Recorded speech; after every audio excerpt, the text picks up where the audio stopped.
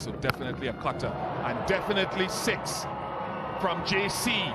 The DBS Morning News has been brought to you by Republic Bank Caribbean Premier League T20. See cricket played louder at CPL.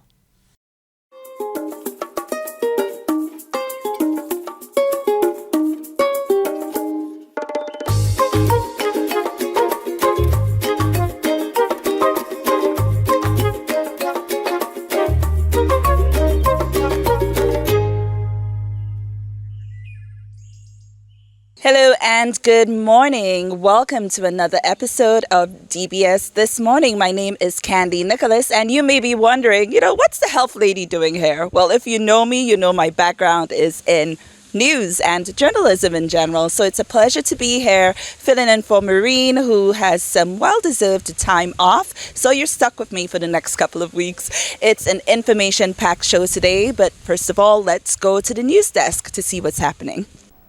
Good morning. Freedom Coalition St. Lucia has expressed fears about the early age at which children are being exposed to developmentally inappropriate sexual content, as well as the introduction to LGBTQI ideology.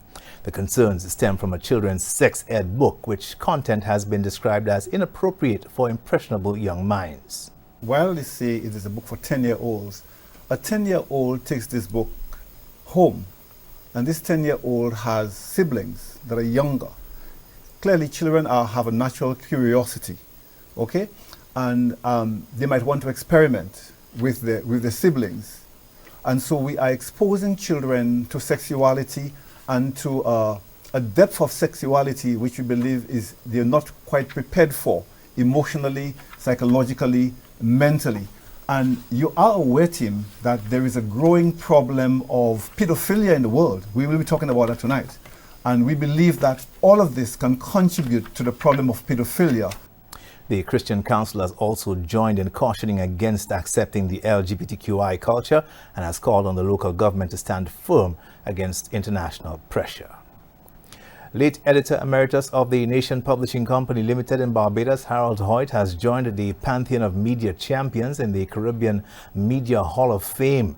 Hoyt was one of 2 outstanding Caribbean media practitioners honored posthumously by the Caribbean Broadcasting Union, or CBU, on Monday night during the opening of its 54th General Assembly in Antigua and Barbuda. Harold Hoyt was not just a journalist. He was a true pioneer and trailblazer in the field of journalism. His lifelong dedication to journalism and his contributions to the profession have had an indelible mark on the media landscape of Barbados and the wider Caribbean.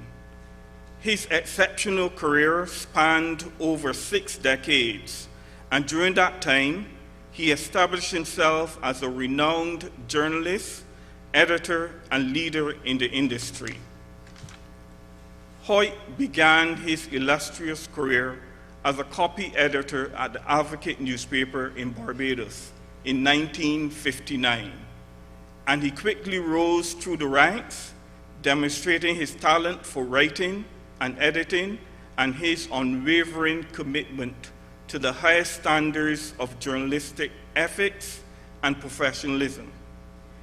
The other inductee was Jamaican feminist activist and writer Una Marson, who, according to the citation, blazed a trail for a generation of women to follow in media and became the first black woman to be employed by the BBC during World War II. The Laos Festival is expected to be an even grander affair this year, with the Gua Fête taking place in the town of Grosile. It also has a component of what we call cuisine. Laos has a specific cuisine of Doboi Laos, which is a large dumpling, stew pork, red beans, and that will also be sold at the venue so persons can experience that authentic traditional cuisine. And we have another element which we included last year, where we have chefs on island preparing spin-offs of the traditional cuisine. So you get to see the food in its traditional stage, and then you get to see it elevated and something more what we call sort of cuisine elevated. So that there is that sort of culinary experience that persons can enjoy, apart from joining in the Laos celebration, the presentations, and being just part of that whole atmosphere in celebrating a flower festival that's over 100 years old and it's still going. Prior to the annual observance, Laos groups from around the island will converge for a Gua Seance in the Denri Valley on August 19th and another in Choiseul. Those are your top stories. And thanks for watching. Good morning. And these were our news highlights. Hopefully you're a little more informed than you were before you watched. We need to take a break now, but when we come back, we're going to be talking about BRICS and everything we need to know about how it affects us as a nation.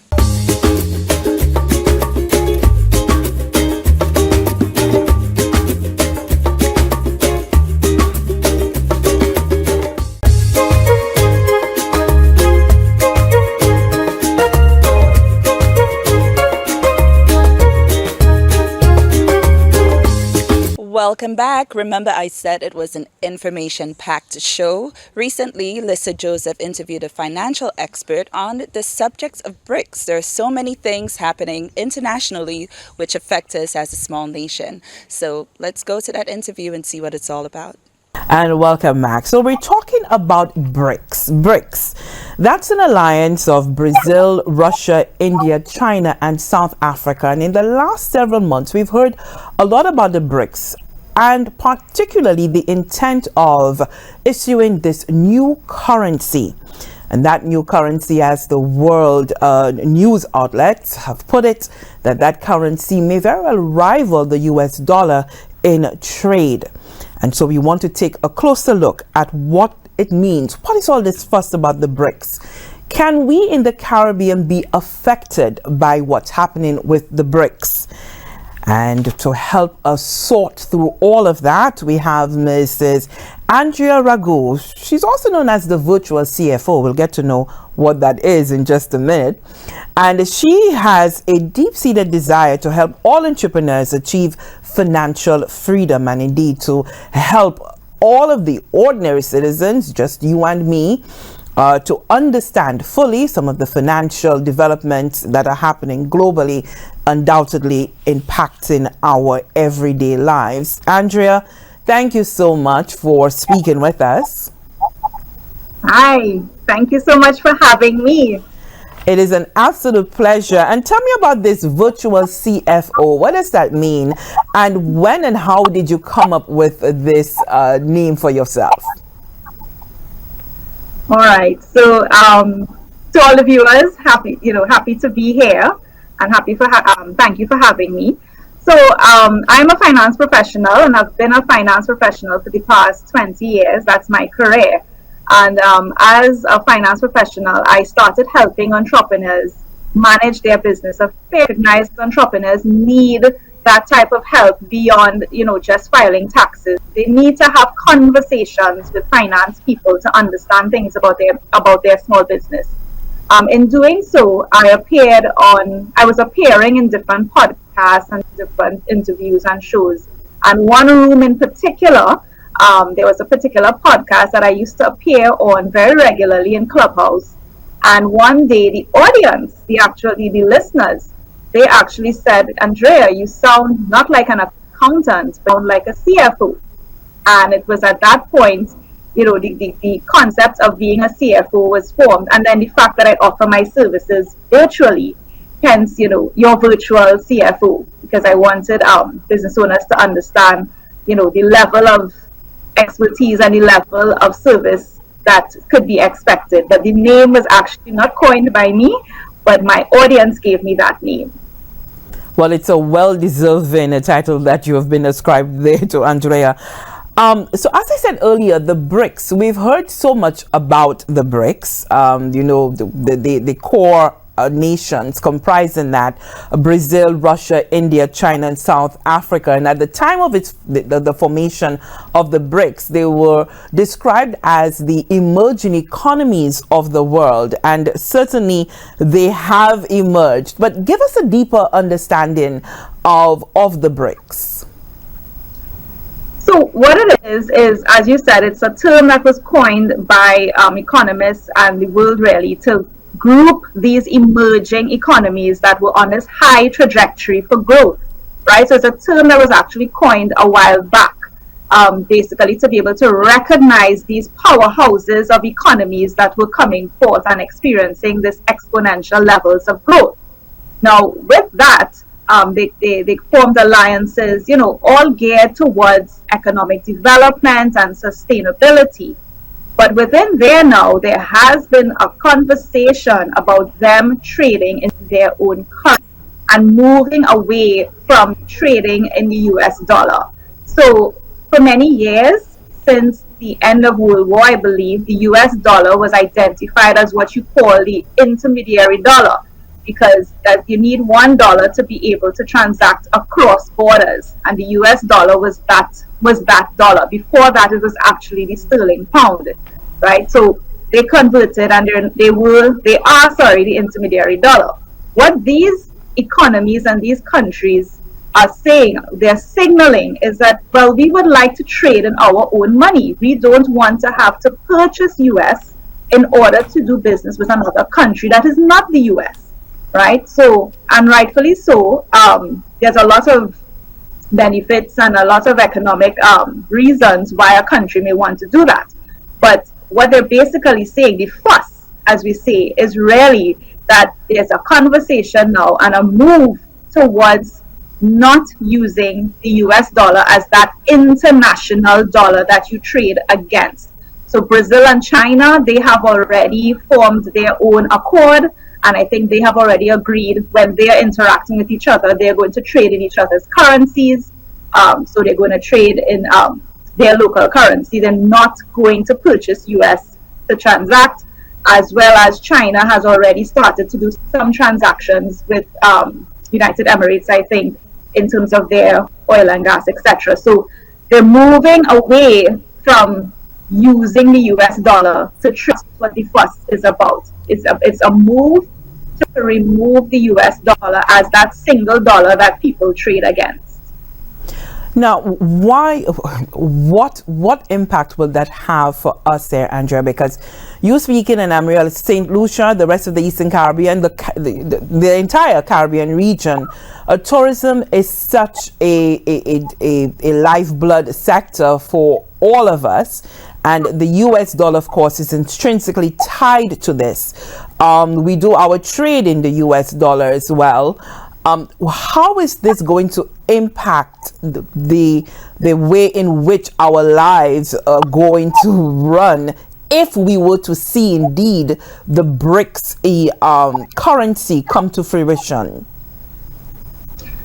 So bear in mind, to fruition, it's a long ways off, right? It's not going to happen. These conversations are not something that happen overnight. But if it does have to fruition, what it would mean is that we have to reevaluate our relationship with the US dollar. When I say our relationship, meaning how our economies are tied to the US dollar. You just mentioned it. Tourism is really big for us. So as a region, we receive a lot of tourism dollars when foreigners come here, as well as on an individual level, we receive money from our own family, and when they send it from abroad, they send that money and you might get it in your personal affairs. So that relationship that we have with the US dollar is going to change, because the value of the dollar is going to change. If that BRICS situation comes to bear, the value of the dollar will change. So it means the amount of money that we were accustomed to getting is going to change. That's how we have to reevaluate our relationship with the dollar. It leads to things like inflation and inflationary costs where the foreigners themselves are based. Could they even come? That's another consideration as well.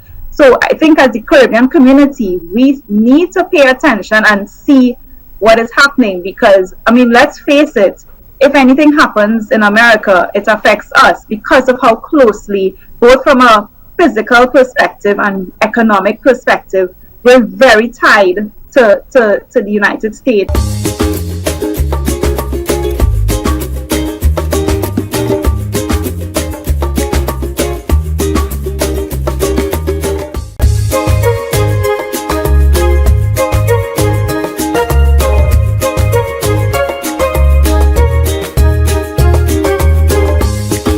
welcome back. I'm sure you've learned so much from the first part of that interview. Let's go to the second part where we talk about, or rather where Lissa talks about what we can do to position ourselves accordingly.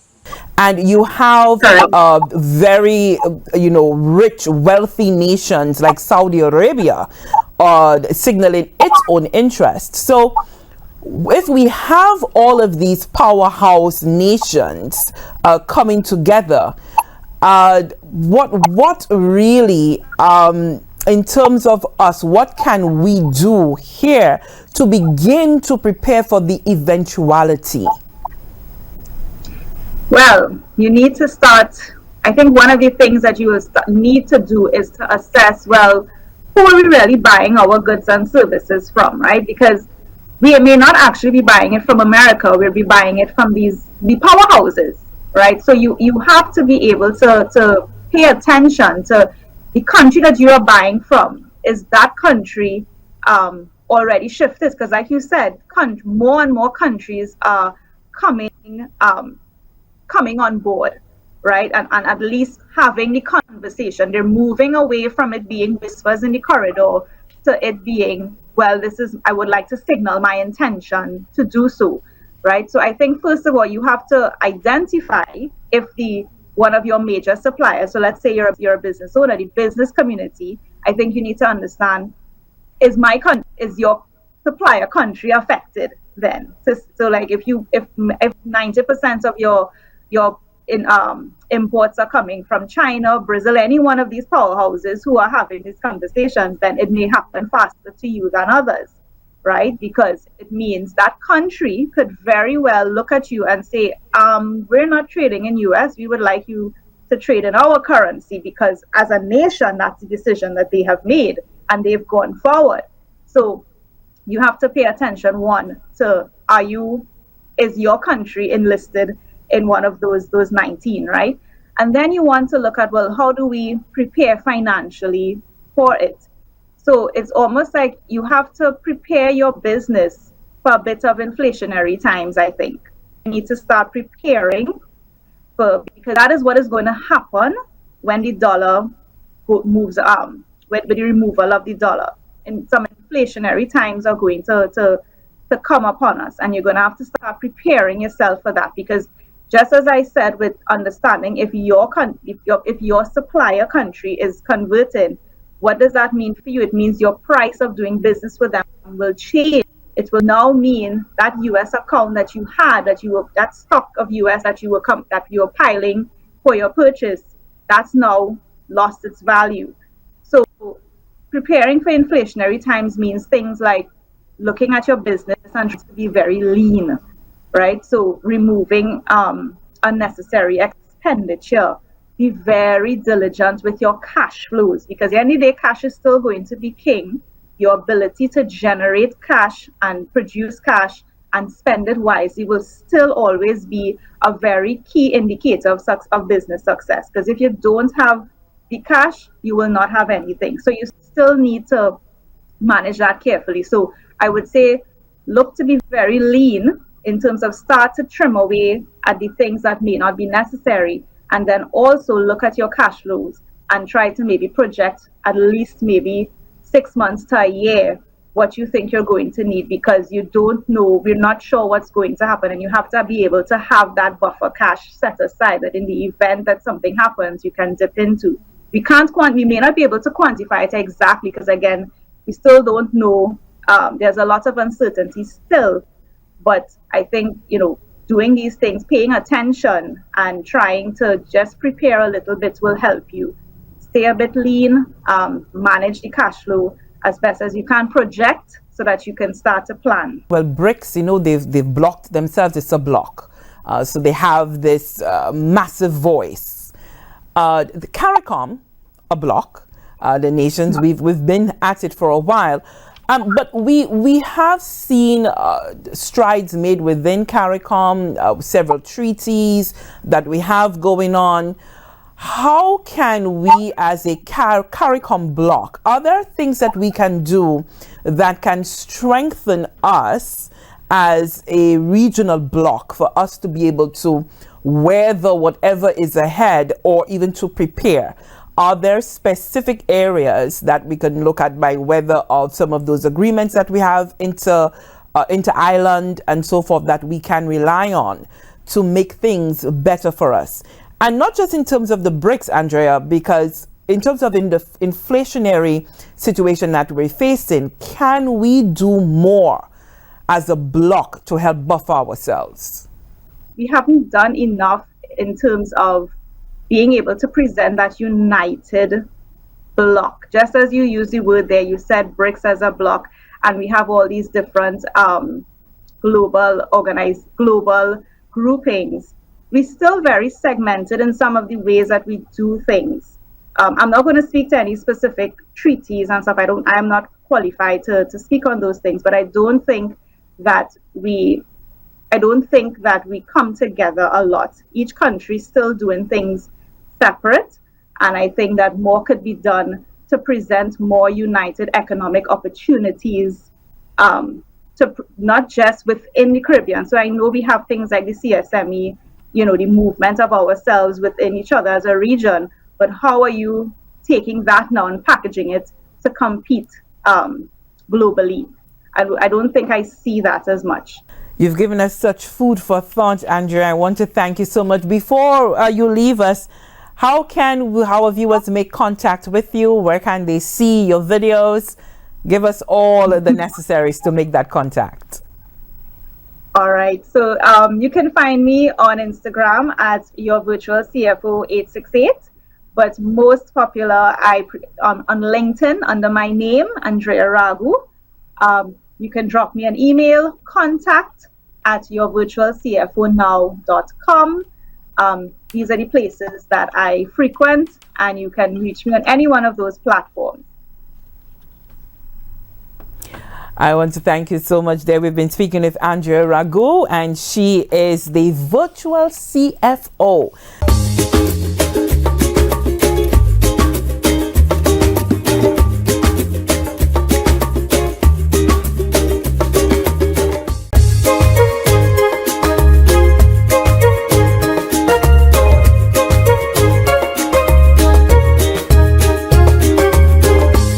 Good morning, everyone, and welcome to this morning's SocaCize session. Leading the wine is Sarah and myself, Shani. Let's get ready to flaunt with SocaCize. For this morning's workout, we will be doing a cardio Soca jam. Let's get ready to sweat with SocaCize. Squeeze. To get recognition, Lucian woman have to work. To 4, get any award, 3, you have to squeeze go and hop. Bangkok. Squeeze. Bangkok. Bangkok. Bangkok. Bangkok. Bangkok. Bangkok. Bangkok. Last one. Right leg tap. 4, 3, 2, switch the side. Now we're going with the arms. Side, side, up, down, side, up, down, side. But a woman is the brightest in she class. On every exam, you know she bound to pass. Graduate from you. And we want nice strong arms. 4, 3, 2, we're going to roll it. Roll. Hold it down. Take it up. Roll. 4, 3, 2, squeeze. To get recognition, Lucian woman have to work. To 4, 3, 2, and let's go. Bangkok. Bangkok. Bangkok. Bangkok. Bangkok. Get your degree from Bangkok. Last one. Right foot. Tap. 4, 3, 2, switch it. Swing those arms. 4, 3, side, up, and. To all them women out there who want to succeed, they start to trend now, so all your best in heed. 4, Make up and lashes and 3, get you too far. 2, If you ain't come from roll the arms, down, roll. If you want to be a doctor or a nurse, boy, I suggest that you go to Take it up, and. Cause if you get your degree from over there, 4, you could 3, 2, squeeze. To get recognition, Lucian woman have to work. To 4, get any award, 3, you have to 2, go right side, and. Bangkok. Bangkok. Bangkok. Bangkok, get your degree from Bangkok. Bangkok, Bangkok, Bangkok. All right. That was this morning's session. We hope you are feeling sexy, sultry, and strong. Have a wonderful day. We hope you enjoyed this edition of DBS Good Morning. It's been a pleasure bringing all of this information to you. This information, not disinformation. We hope to see you tomorrow for another episode. Stay well. Have a beautiful morning. Definitely a cutter and definitely 6 from JC.